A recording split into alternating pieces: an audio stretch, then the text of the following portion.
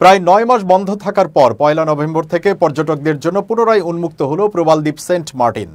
তবে দ্বীপে প্রবেশের ক্ষেত্রে সরকারি জারি করা ১২টি নির্দেশনা কঠোরভাবে মেনে চলতে হবে। নির্দেশনা অনুসারে আগামী বছরের জানুয়ারি পর্যন্ত প্রতিদিন সর্বোচ্চ ২,০০০ পর্যটক দ্বীপে যেতে পারবে।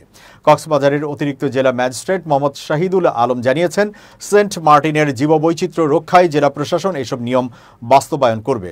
নিরাপত্তার কারণে পর্যটকবাহী জাহাজ এখন কক্সবাজার শহর থেকে বঙ্গোপসাগর পাড়ি দিয়ে দ্বীপে যাবে। আগে টেকনাফ থেকে যাতায়াত হতো। বাংলাদেশ ট্যুরিজম বোর্ডের উপপরিচালক মহিবুল ইসলাম বলেছেন, পর্যটকদের অনলাইনে বাংলাদেশ ট্যুরিজম বোর্ডের স্বীকৃত ওয়েব পোর্টালের মাধ্যমে টিকিট কিনতে হবে। প্রতিটি টিকিটে ট্রাভেল পাস ও কিউআর কোড সংযুক্ত থাকবে, যা ছাড়া টিকিট নকল হিসেবে গণ্য হবে।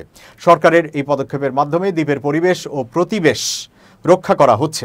গত ১ ফেব্রুয়ারি থেকে সেন্ট মার্টিনে পর্যটকদের যাতায়াত বন্ধ ছিল। আজ থেকে শুরু হওয়া ৩ মাসের এই সময়ে পর্যটকেরা সীমিত সংখ্যা নিয়ন্ত্রণে দ্বীপে ভ্রমণ করতে পারবেন।